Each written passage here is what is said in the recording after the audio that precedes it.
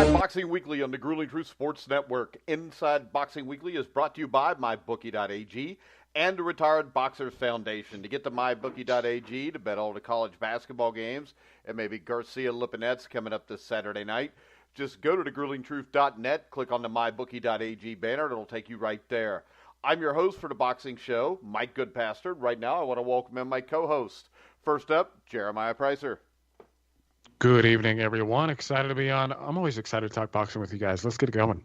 And next up, of course, John Einreinhofer. How you doing, John? Good to be here, Mike. We got a lot to talk about tonight, so I'm ready to get going. Yeah, I didn't think that we would have a ton to talk about tonight, but then clenbuterol reared its ugly head.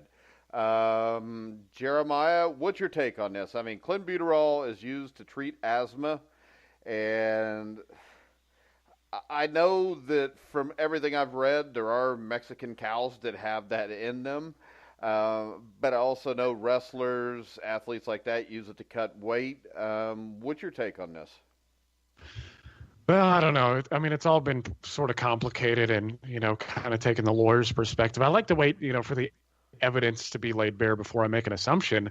But everything that I've read so far, it seems as if it's unlikely that Alvarez ingested, contaminated meat.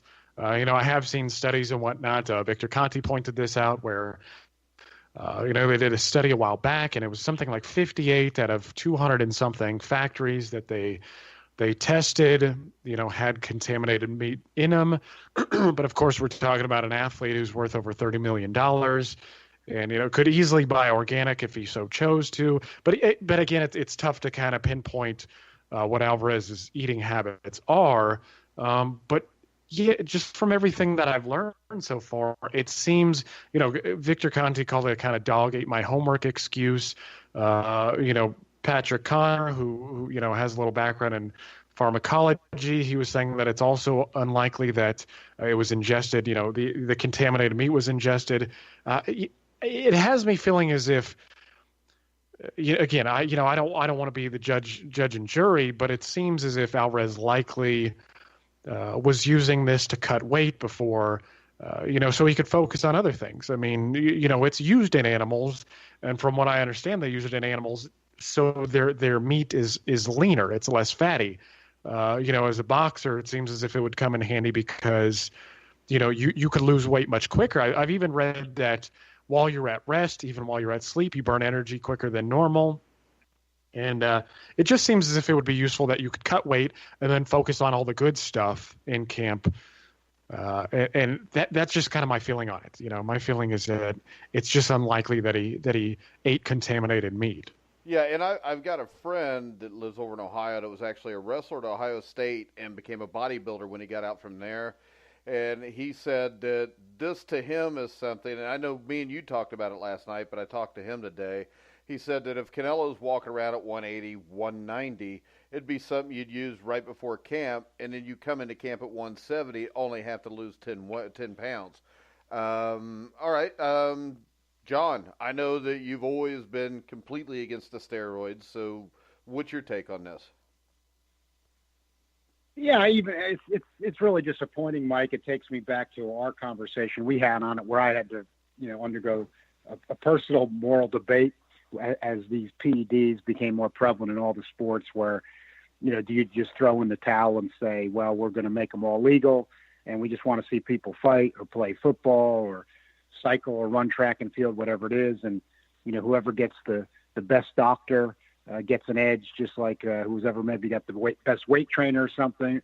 But then I thought, no, especially in the combat sports like boxing and MMA, you've got some danger, and we don't want it to get that far where we're taking the athlete human element out of it too much, where we're letting it come down to the doctor. So I decided it's best to try to police it. And then I was encouraged by things like VADA.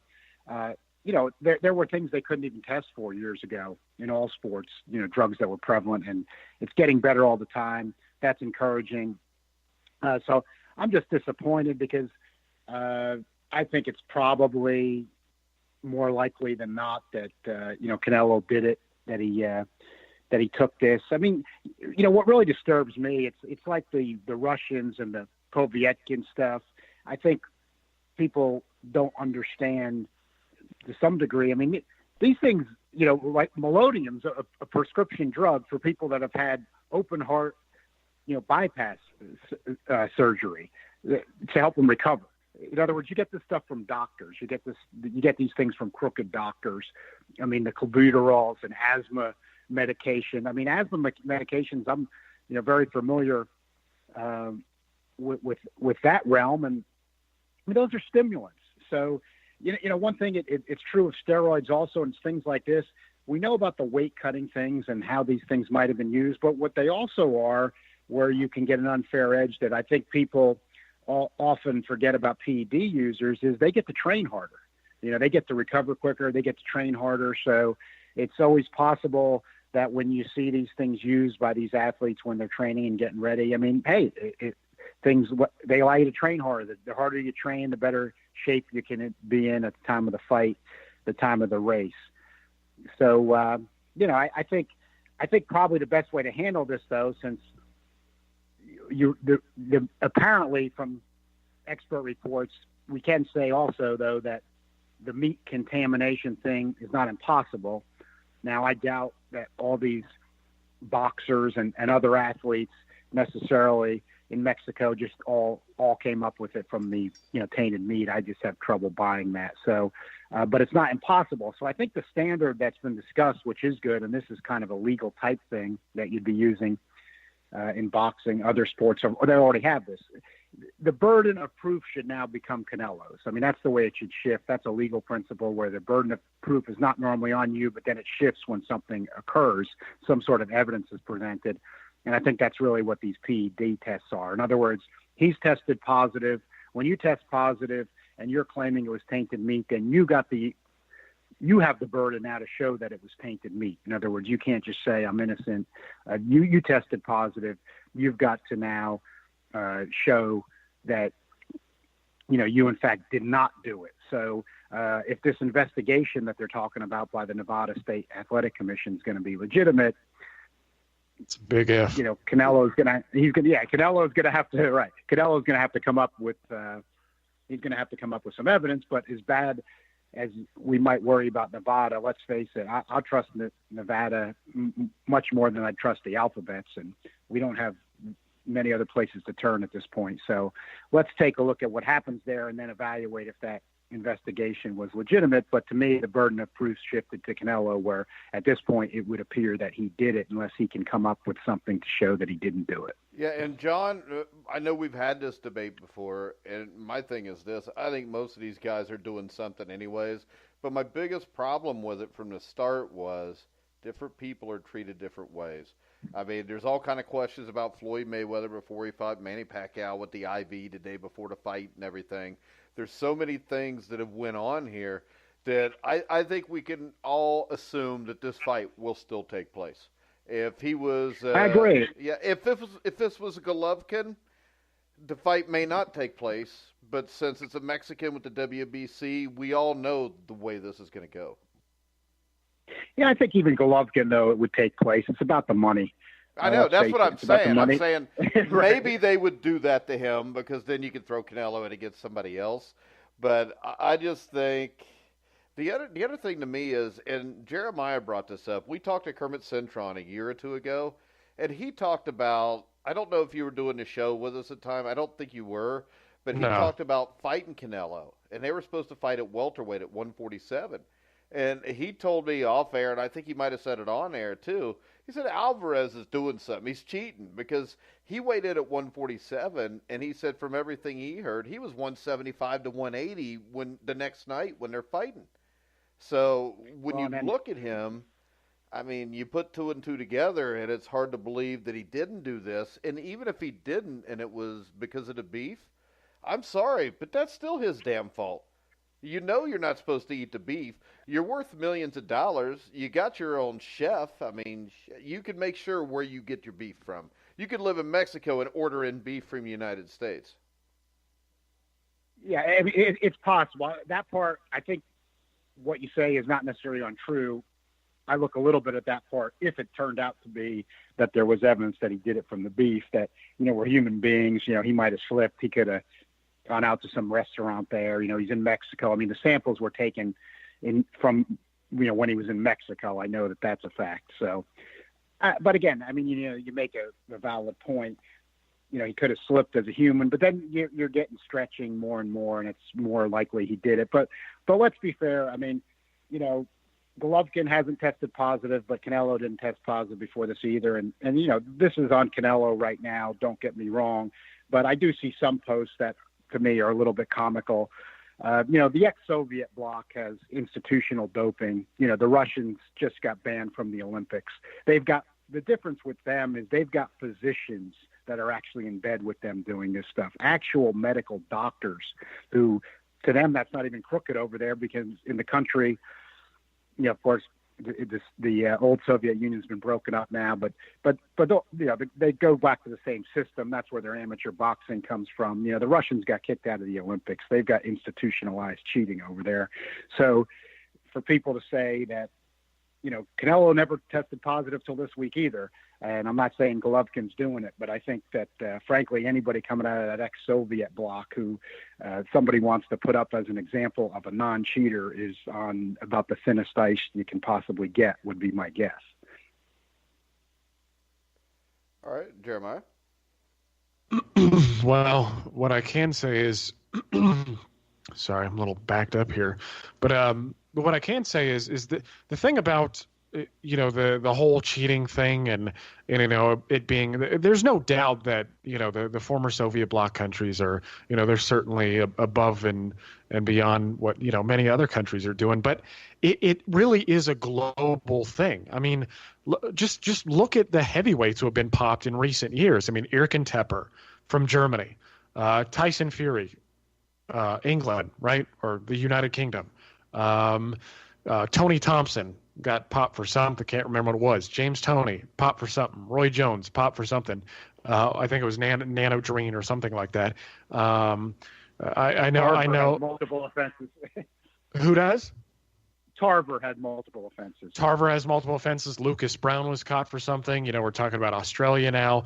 Alexander Povetkin. I mean, this is really a global issue, and because this generally the drug testing standards are so poor in boxing. I mean, it's not common at all for people to take VADA testing, and VADA seems to be the only one catching people. I mean, USADA, they were the people who, covered up the Winky Wright, Peter Quillen test, threw them away. Actually, just had no. They seem to have no. Will at all to punish Eric Morales when he was caught for clenbuterol as well. The whole actually, if I'm not mistaken, Canelo Alvarez used USADA in place of VADA for the Shane Mosley testing. So really, if I'm not mistaken, Canelo Alvarez has only done VADA with Golovkin. I don't think he's used it for anybody else. I'm not sure he's used it. Right. I think he just used it for the first Golovkin fight. Yeah, and you look at this, and it could just be. Was that something that was demanded by Golovkin's camp? I'm not sure, honestly. I think Golovkin has used VADA before, so maybe. But I'm not exactly sure. I think Golovkin had used them a couple of times before. Yeah, and I think this is something Golovkin's side wanted. And if they did, and he's just now testing positive with VADA, to me, that's kind of a red flag also. Yeah, I think it is as well. I mean, we look at what I think is you look at the Mexicans, and Morales has been popped for it. Francisco Vargas has been popped for it. This is all clenbuterol, by the way. And Neri, and then he just didn't make weight. Actually, that's a good example because Luis Neri was fighting at bantamweight. All of a sudden, he's not allowed to use this stuff, and he comes in 5 pounds overweight. I mean, I'm no expert on PEDs, but I wouldn't be half surprised if clenbuterol was something that could get you over that hump, right? That would be the thing that could get you down an entire weight class. And now, again, Neri's fighting at a higher weight class because he has to. So it's not surprising at all. It could be, we're talking about contaminated meat and ingesting it and whatnot, but it very well could just be the Mexican athletes exploiting the loophole. Well, they'll say, Yeah. oh, well, even if I get popped, I'll, maybe they're Right. just micro dosing like a lot of athletes do. And what they'll say is, oh, well, it's just contaminant. And the WBC, the WBA, they're going to get your back regardless. I mean, they don't apply these, back to Mike's point earlier, where they don't apply these punishments with regularity. There's no uniform in this. If I'm not, Lucas Brown's Paven gets this. Sometimes, with the WBA, remember when Guillermo Jones fought Lebedev and, the decision stood? Well, and then you get certain other decisions. I think Felix Sturm versus, Chudanov. I mean, they're just not applying these things. And not only that, the WBA and WBC have already come out and backed Canelo Alvarez, saying, hey, he's been a clean athlete so far. Let's not get ahead of ourselves. Clean athlete drug testing. I mean, you can make that assumption about just about anybody because, you look at the history. Go watch Big Stronger Faster, the documentary that they made when, Americans covered up the PED usage for the Olympic athletes. And just about all of them were using. I mean, none of this is really a surprise, so maybe it was that Canelo Alvarez, and I think, which is probably more point, he was probably microdosing and he was cycling like bodybuilders do. And, he's been caught. What I should note quickly before we, question is removed, that there was a cyclist who actually had lower levels in his system, and he got a 2-year ban. That was Alvarez is going to get a slap on Contardo, the wrist. wasn't it? Or Contardo, some shit like that. But the 2010 Tour de France? Like that. Yeah, your phone's cutting out was really bad, like Jeremiah. Oh, sorry about that. Fix it. Yeah, but you're right. Yeah, but the other thing I look at is this. You talked about it, and Mexicans, just since 2016 or 2011, I found like 11 different Mexican boxers that have been charged with this, and every one of them, almost to the man, got off because it was contaminated meat. So, I mean, I'm not going to sit here and say he did something wrong, but the preponderance of evidence leans that way, John. Yeah, it does. I agree. I think that the burden of proof has been shifted. You go in where everybody starts out innocent and then you get a positive test. The fair thing is that the burden of proof then's got to shift to you at that point in this kind of a situation. So he's got to come up with solid evidence as to why he didn't do this intentionally and it came from meat. And I got a feeling. Well, again, we're going to see if the investigation's legitimate. Well, but and the thing is this, real quick, John, you talked about this a little bit earlier about him going out to eat. This was contaminated meat that Alvarez's team insisted he got while undergoing at his training camp in his native country, Mexico. So I'm sure they have a cook there. And I'm sure that there should be some chain leading back to the grocery store where the meat was bought. I mean, this stuff could be found out, but I just don't think they're going to pay that much attention to it. I think it's just going to be shoved under the rug, and we'll just go back to talking about Donald Trump having sex with a porn star. Yeah, I think that's probably what's going to happen, too. This is sad because how dangerous PEDs are in boxing and combat sports. And look, what another American example, look at John Jones, in the UFC, who was the top guy in the UFC, multiple positive tests. Again, he can't get himself off the stuff. So, it is all over. It's just, I think that in the former Eastern Bloc, it's more sophisticated where you've got actual physicians regularly participating, where in the U.S. and other countries, it's a little more rogue. I think there it's actually institutionalized. It's an accepted part of the culture. But I think that I think unfortunately what we're reduced to here, and this has been a boxing philosophical question to me lately, even before the Canelo positive test, which is it's becoming to me like alphabet belts, even though it's something much more dangerous because somebody could get more physically hurt or even killed, God forbid, in the ring one of these times because somebody else is got an unfair advantage. But it's coming down to this, is the fans with their purse are going to have to start sort of policing this stuff.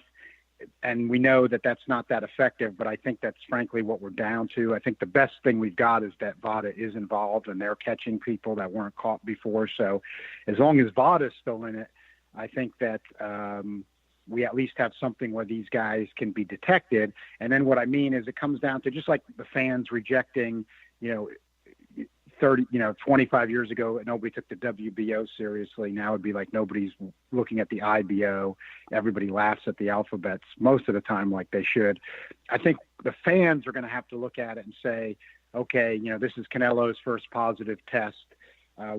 What should his sanction be, or what as fans, how should we accept him with one positive test? And then if a guy's got multiple tests, how should he be treated? I'm not saying that just the fans, the commentators, taking care of that's going to be that effective, but sadly, I think that's going to be basically all we're going to have because of the nature of boxing. Yeah, but so I think the only way you could do this, John, is basically tell them this is what we're testing for. Don't eat no damn meat in Mexico. If anybody tests positive, they're suspended for 2 years. I mean, because I agree with you that it's really dangerous, but I also disagreed with you because I think most people do it anyways. But you can't just slap somebody on the wrist. You can't let one guy off with some BS excuse about meat, but not let the other guy off because the meat in his country is clean. And, I mean, at some point, there has to be a breaking point where it's got to be this way or no way. No, I agree. That's what I'm getting to. See, now you answered one of my questions, which is, so you're saying, and I think that is reasonable, because boxers at the top level fight so infrequently nowadays. 2-year suspension for a first test. I've also come to the conclusion that boxers fight so infrequently, the first test has to be at least a year. And now then the other question to me would be, like, Canelo is, the lineal middleweight champion. He's the rings middleweight champion. Should a champ lose their title for the first positive test? I think they probably should. Yeah, what should the second? Yeah, and then what should the second?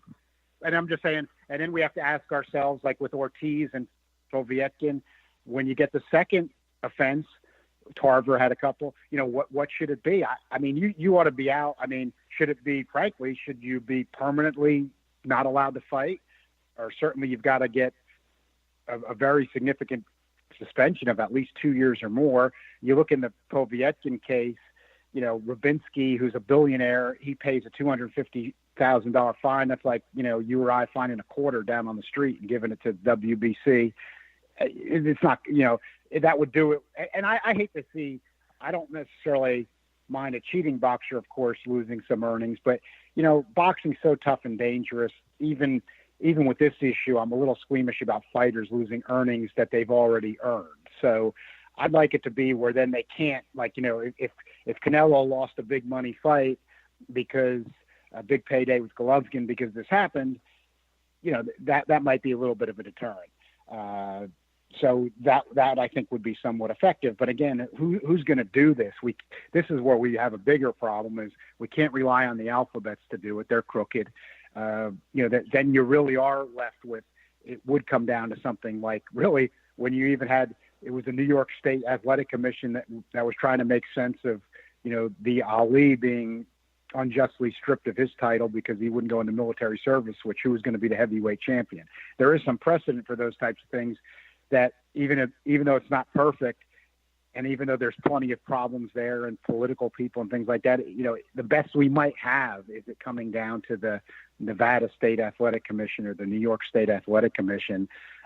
Again, certainly not perfect, but that might be about the best we have, where if they're going to suspend somebody, then, everybody else recognizes it. But look, Povetkin, he had his second positive test. He went and almost took, Duhapa's head off.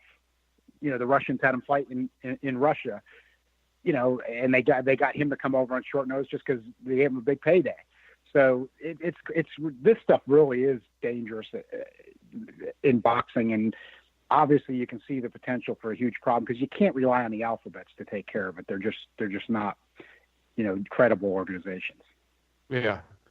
Let me jump on that real quick. So I wanted to talk about one thing that I remembered with Canelo Alvarez's camp against Floyd Mayweather Jr.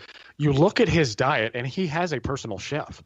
And I remember him getting sick and tired. I'd have to go back to the video footage. Yeah, But it's a 24/7, right? yes, I remember him getting sick and tired of eating fish and cucumbers over and over and over again. Now, I know he's put on a little weight, right? He that was at 152. He had to cut a little more weight than usual. Now he's at 160, but of course he's gotten a little older. He's grown a little bit. I'm wondering how much different his diet can really be now than it was back then. I mean, if you're having a personal chef, we talked about this off the air, Mike, where really boxers don't eat as much red meat as they used to. They typically stick to lean meats like chicken and fish. So that's one thing that I want to point out. Another thing about the Lewis Neary thing that, we're talking about stripping people of their championships and whatnot. Well, to that point, the Ring Magazine, so the Ring Magazine had Shinsuke Yamanaka as their bantamweight champion of the world. Once Lewis Neary tested positive for clenbuterol, they stripped him of that title. Should Canelo Alvarez also be stripped? My thing is, I don't know the difference in their levels of clenbuterol in their system, but I am kind of interested to see, where that's at, and whether or not, should we punish Canelo in that fashion? Well, the reason is this. I mean, number one, who owns Ring Magazine? Right. And is this a conflict, John? I mean, what do you think? I mean, obviously, there's no doubt. As I've said before, it's definitely and this is getting into some legalese, but it is the way it works there, and I think it still applies. It is a conflict. There's no doubt it's a conflict of interest. But in the law, and we have these ethical obligations as lawyers all the time, we have to check for conflicts. Then if we have a conflict, certain conflicts can be knowingly waived. Now, I know we're just in boxing, it's entertainment, but I think the principles apply. In other words, we know that Golden Boy owns the ring, and I think they actually did a good thing in saving the magazine. So, I mean, I can't speak for the rest of the fandom of boxing, but this is the way I look at it. I know that if I didn't know it, I wouldn't be able to waive the conflict, but I know that. So I've said this before, I waive the conflict until I see something that is just, over the top. And then I'm saying I can't take them seriously anymore. So I haven't seen anything that bad out of them to their credit yet. But the way I would look at it, this could be that type of a thing. For example, if it was obvious Canelo was positive and they had no rationale, the ratings panel committee had no rationale for ignoring it, then I think that could be a problem. But you made a good point with the Yamanaka thing, because they did something that's never been done before. And I think it was probably a pretty good move for the advancement of boxing, which was they put Yamanaka back in as champion because Neary had scored that knockout and then tested positive, which when you really think about it, there is a fairness there, because if I'm going up against a guy who's dirty and I'm clean and the guy beats me and they test positive, why should I lose my title? Yeah, but didn't they give him a immediate rematch or something? Well, that was the WBC. Yeah, that was the WBC's ruling. Yeah, but I stopped reading Ring Magazine as soon as Oscar De La Hoya bought it. So I don't know. Well, Go ahead.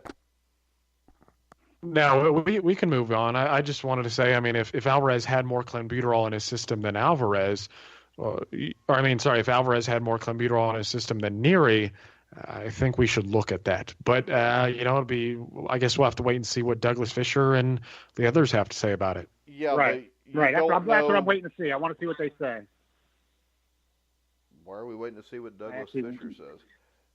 No, but I just think because, like I said, I think that to me, the Rings rating panel and the way they've handled their championships, to me, has still maintained credibility. And I am happy that De La Hoya saved the magazine. I think it's part of boxing history.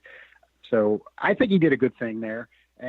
But I'm just like Jeremiah said, I just wait and see. If it's something ridiculous happens, then you have to me, reevaluate it and say, maybe we just can't, put any stock in what they say anymore. But I looked at it closely and carefully studying the ratings, regularly, and their champions. I think they have maintained credibility up to this point.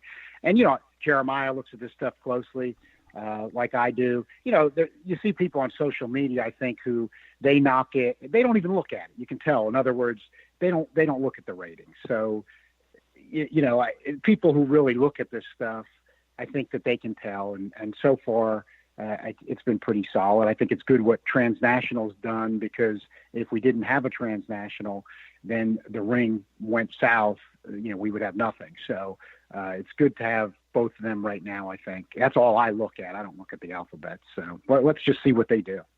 All right, let's go ahead and turn to some fights, stuff that's more interesting, guys that haven't failed drug tests yet. We're going to start off with Scott Quigg against Oscar Valdez. This is actually a somewhat interesting fight to me, even though I think Valdez is going to win it. John, what's your opinion? Same analysis, somewhat interesting fight. I do just lean a little bit to Valdez. Valdez, to me, is kind of a funny case because I have to explain myself. I think he's overrated in terms of the way people are viewing him, yet even if you only rate 8 divisions, I think he's a top 10 fighter. But I think people that I guess what I'm seeing is people that view him as the top guy, even in 17 divisions. I don't think he ever becomes the top featherweight and really holds that spot. I just don't think he's that good. So I'm waiting for the guy that's really going to show that. I think that is going to happen. And when this fight was first signed, that's what I found interesting, because I thought Quigg's a competent fighter. It's not a bad fight, but he, to me, is not quite the guy. He, the first fight, the most of that Frampton fight was a dreadful fight, let's face it. And, there was a little bit of action at the end. Frampton clearly won the fight, and Frampton's a good fighter, and, Quigg's a good fighter, but he's not really anything particularly special. But I think that Valdez, to me, is overrated enough that I think Quigg should be able to give him some trouble, and this could be a decent fight. But I just think Quigg is probably a bit underpowered to be the guy that's actually going to pull the upset. But Valdez, to me, is being overrated by enough people that the fight does interest me. But I think in the end, I don't think Quigg's going to be the guy that upsets the apple cart for Valdez. Yeah, I agree with John on this, Jeremiah. I think Quigg's a good fighter. I don't think he's a bad fighter.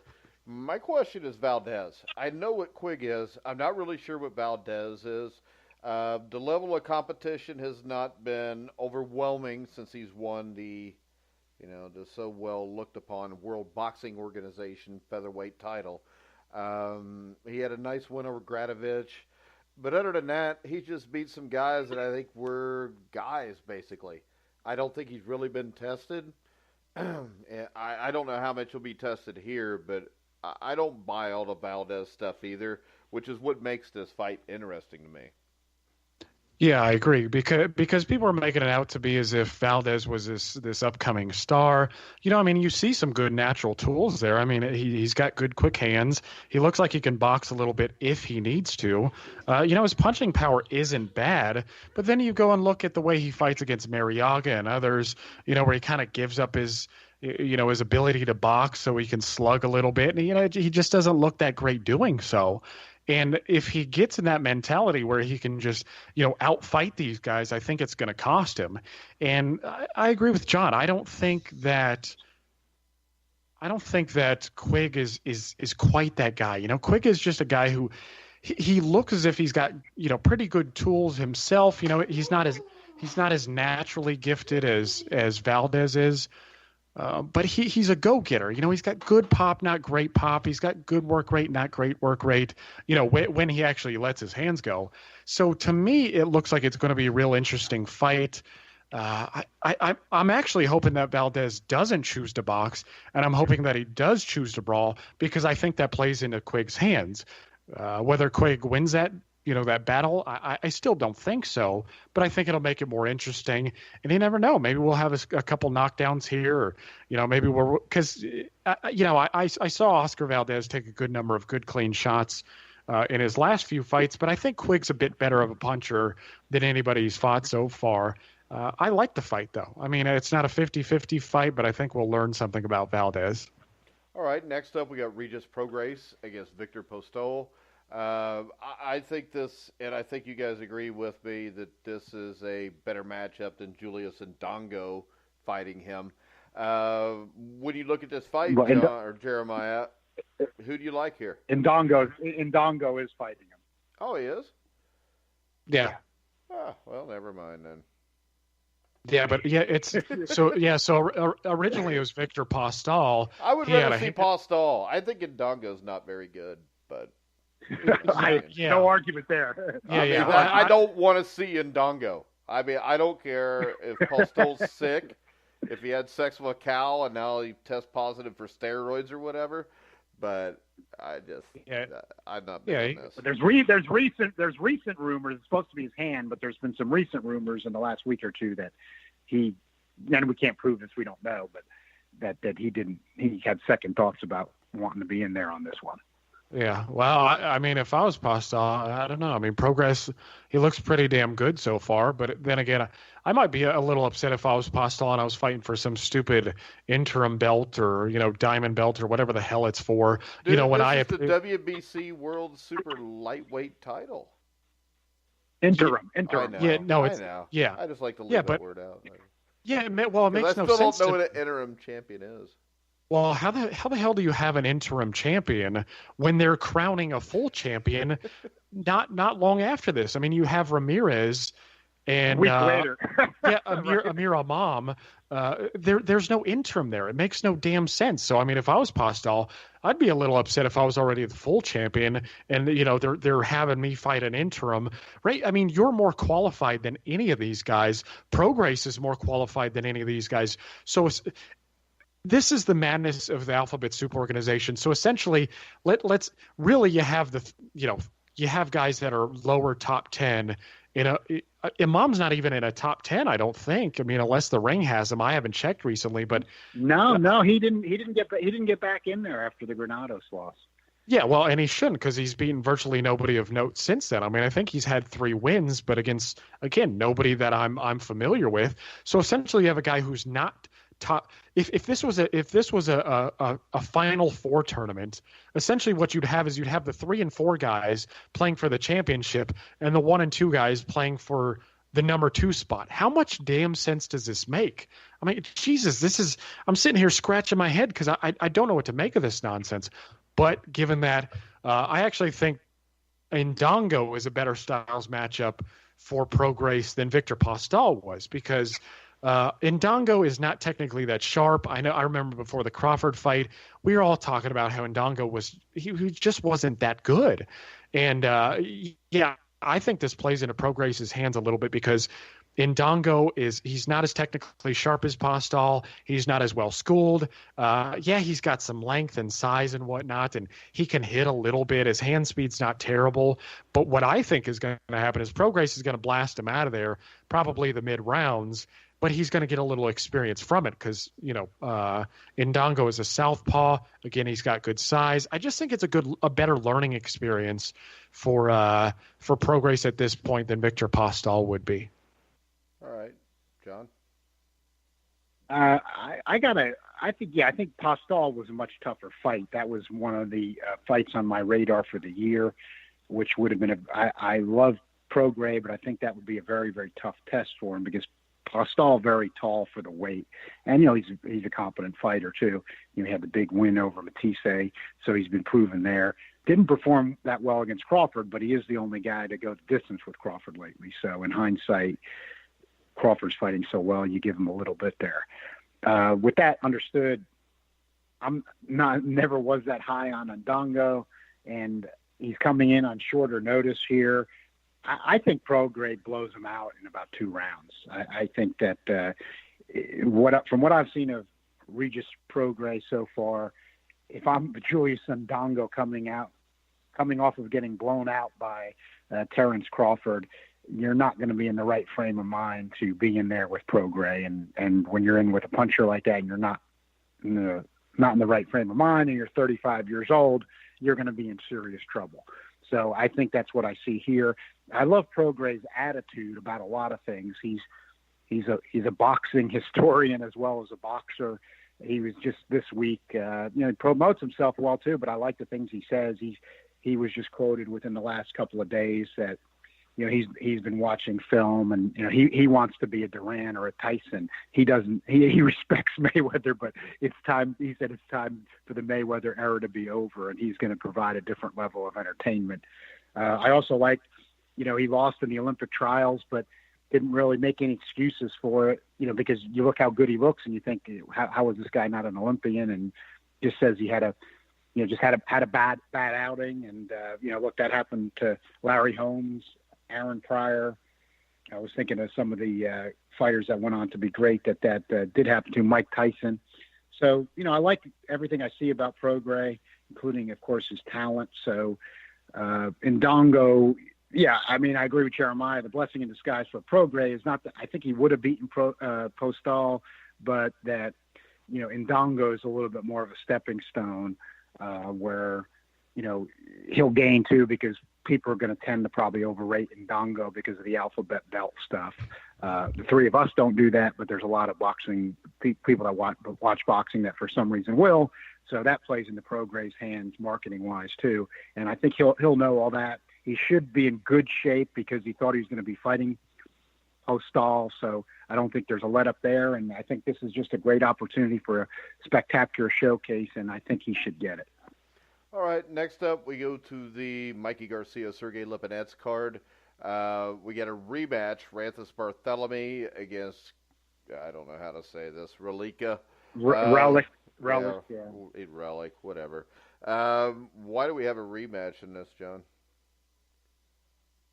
Because the three of us did do a show. We discussed that fight. It was a PBC, and it was a surprisingly good fight. Nobody was expecting Relic to do much with Barthélemy, but he took it to the controversial decision level, and I think...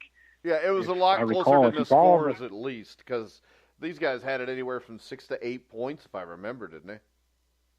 I just remember, I think that we all, I can't remember what they had it, but I remember all of us agreed that was really one that could have gone either way.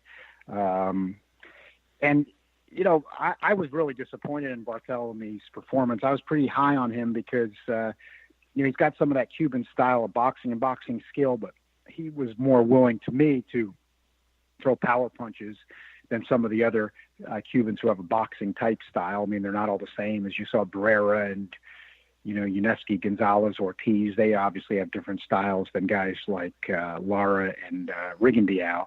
But Barthélemy, a little bit more like the Lara and Rigondeaux, but a little bit more willing to power punch. But anyway, it all resulted to me in disappointment because he definitely could have lost that fight. So I think that's where the rematch comes in. He's a slight favorite in this rematch.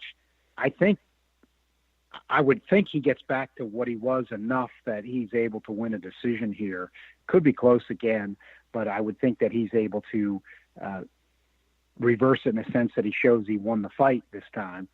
But he just did not perform well the last time. And if it's a case where he's just starting to lose what he had, he could be for a tough time again. All right, Jeremiah, we got a shot for a small upset here. Yeah, I think the shot is there. I mean, Relic's not a bad fighter. If I'm not mistaken, he's trained by Ricky Hatton. I'd actually watched a number of his fights, just kind of, they were a lot of the Hatton fights he had early on were in little ballrooms and stuff, and he looked like he had some potential, but I was surprised by how good he looked against Barthélemy. I didn't think he would be quite to that level, but then again, we've also got to admit that, Barthélemy, he has looked pretty damn good in spots, but he did struggle, back all the way back in 2014 with Mendez and who's the Usami, the Afghani fighter. He didn't look great against Mickey Bay.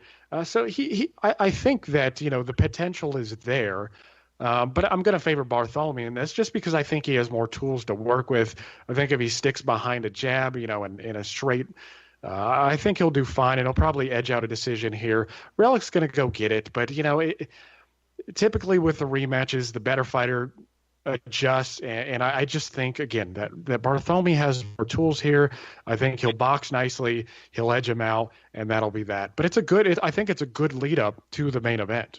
Yeah, in the main event, Mikey Garcia defends his title, the IBF Super, who the hell knows by now, but the IBF Super Lightweight title against Sergey Lipinets. Lipinets was not impressive his last fight out at the Barclays Center against Kondo.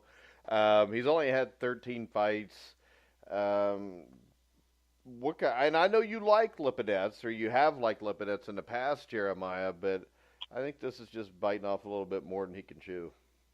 Yeah, I think so too. No, Lipinets he's the defending titleist here.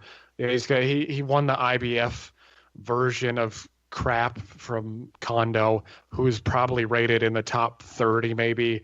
I don't understand half this crap, but Garcia, his intent is to become a 4-division quote unquote champion. I think it's silly. I don't understand all this belt chasing and whatnot. It really doesn't.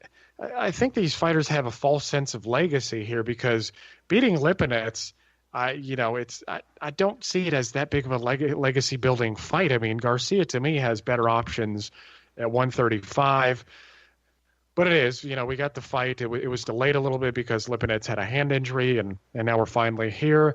Lipinets, yeah, I was a fan of his, and I did see him as having good amount of potential. He's a reformed kickboxer, but he just didn't look good in the Kondo fight. I mean, there are things that I've seen from him that I don't really like. I mean, he's too busy throwing one punch at a time.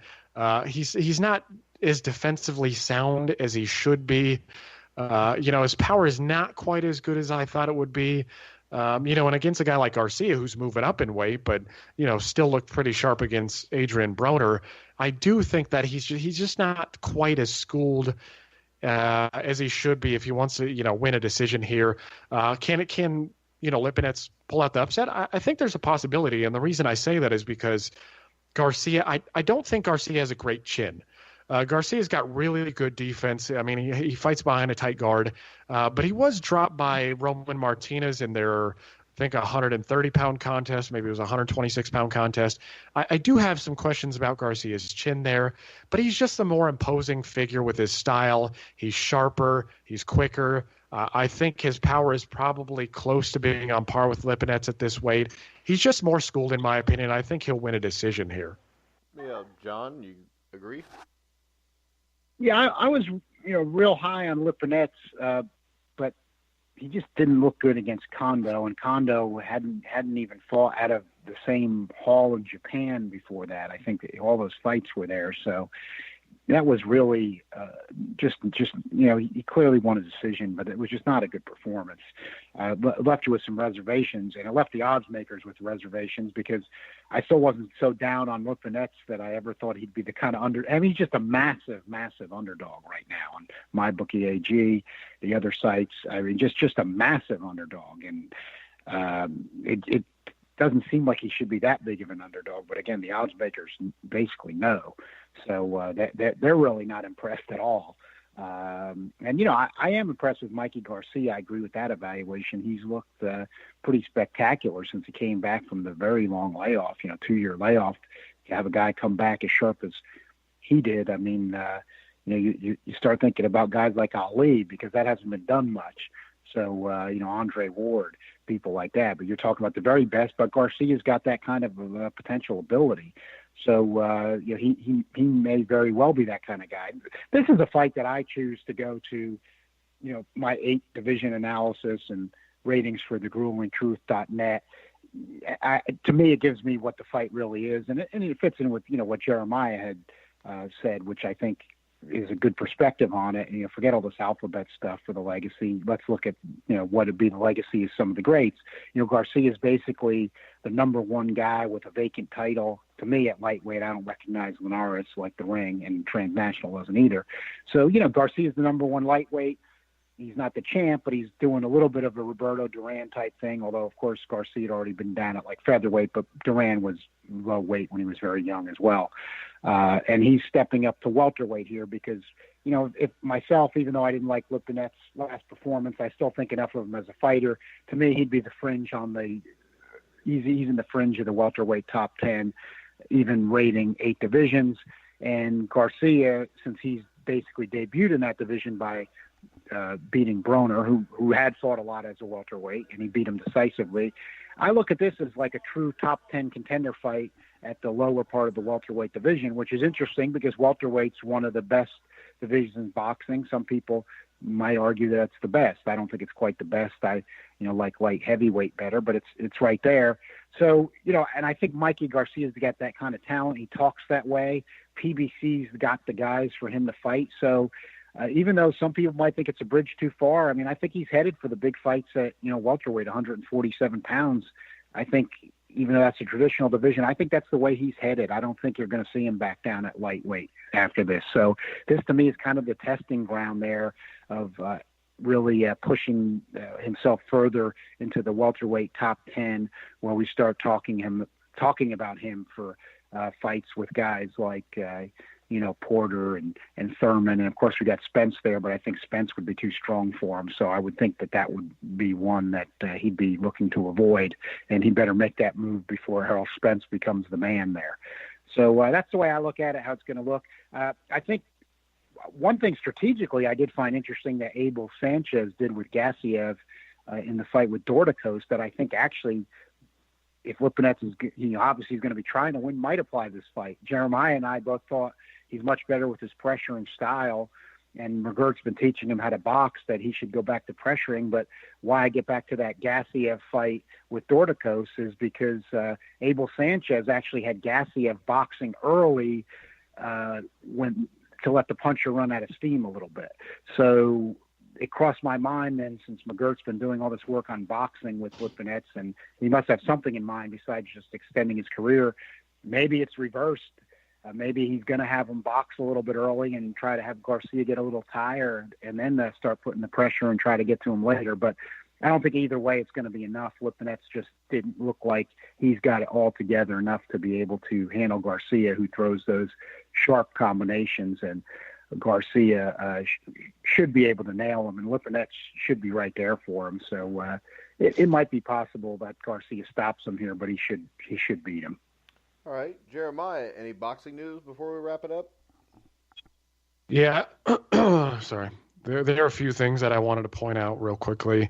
One is that Tony Yoka, remember we had talked about the French heavyweight who was now a pro, and I think you even mentioned this, Mike, but it could have been you. Let me just, do you remember, again, if this was you, do you remember saying that Tony Yoka looks more ripped now than he did in the beginning of his career? I don't remember. I remember we talked about him. Okay. So I think it was you. It could have been somebody else who said that Tony Yoka looks more ripped now. He just looks, tight and everything. He actually just got a 1-year suspension for missing 4 PED tests. So I found that another interesting addition to the to the conversation we were having earlier. I wanted to mention, and I think this is pretty well known at the time, but Jesse Vargas has stepped in as Adrian Broner's opponent. I think that's an interesting matchup. I think it's. I got to give credit to Jesse Vargas, who I didn't know he was training at this time, but he's apparently stepping in as Adrian Broner's opponent. Adrian Broner said that he's going to beat up Vargas, and then he's going to go after Thurman. Unfortunately, I'm not even sure he gets by Jesse Vargas here. Yeah, and after Thurman, he's going to go beat up Errol Spence, and after that, he's going to fight Terrence Crawford, and then he will probably move up and take out Golovkin right after that. Yeah, probably with his attitude, he probably thinks that he's going 3 to. years from now, he's fighting Joshua in one of the bigger heavyweight title fights of all time, too. But if he's seen his dad, he might be able to make heavyweight at some point. His dad is a Humpty Dumpty. John, you got anything you want to discuss before we go? Yeah, the only thing I'd mention is I'm going to be extremely, extremely cautiously optimistic. I get on Top Rank's case a lot, and I think for very good reason. I see they're not admitting to what they're doing, but it's actually a good thing because I don't think they want to admit that how bad a lot of the stuff they've been putting on has been. I see the first signs that they're trying to build some depth. In other words, they seem to understand that PBC is always going to be able to put on better fights than them because of the depth if they're going to continue to go with that stable they got, which is very thin. So, it's minor moves, but I think it's worth noting because I think the intent might be in the right direction where, again, there would be better matchups on ESPN down the road. They signed Jose Pedraza.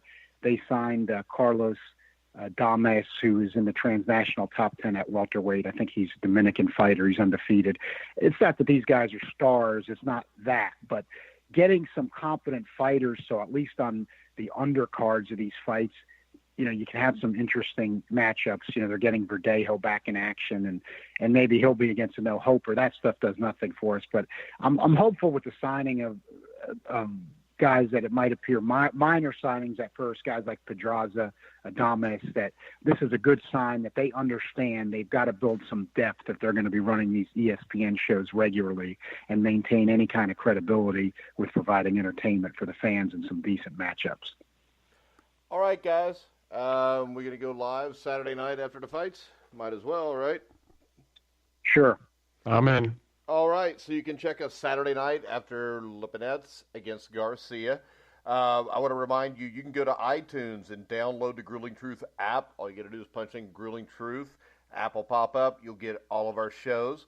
Make sure you go check all of our boxing articles. We added some new writers this week. You want to talk a little bit about the new guys we added, Jeremiah? Yeah, so one came up from a sports website that was phasing boxing out. I don't know how you can call yourself a sports website if you phase boxing out and promote soccer. It's just my opinion. Sorry, I'm an American. Maybe I just don't get it. But his name is Gary Wright, and he wrote a nice piece on Tony Zale. And just a little bit about Tony Zale, real quick. I know his relatives are carrying on the memory. And not long ago, the belt that Tony Zale had won was stolen from the International Boxing Hall of Fame. And I know they've got a Facebook page talking about bring back the belts and whatnot. But yeah, it's worth going and checking out Tony Zale's, Gary Wright's article on Tony Zale. Interesting figure, comes from a steel mill kind of town, tough guy. And then we've got Anthony Cox, who is also a contributor to Max Boxing, who works with John Responti, who also does a show for us. He's going to be covering a lot of Australian stuff, and that just adds to the diversity and depth of our coverage. So go ahead and check those out. Hey, you sound like the Oscars there when you started talking about diversity. All right, guys. Also, Sunday night, if you're into NCAA basketball, we will be doing an NCAA basketball selection show. John, you in for that again this year? Yeah, I'm definitely in for it. Just depends what time we're going to go. Probably 8:00 Eastern. I'm coming back from the road, so as long as I'm off the road, I'm ready to go. All right. Also on that show will be Steve Risley, who played in the 1981 National Championship game against North Carolina for the Indiana Hoosiers, where they won a national championship. West Virginia's never done that. I just figured I'd bring that up because John's there. No, West Virginia, I believe, has the most wins in football and basketball without winning a national title.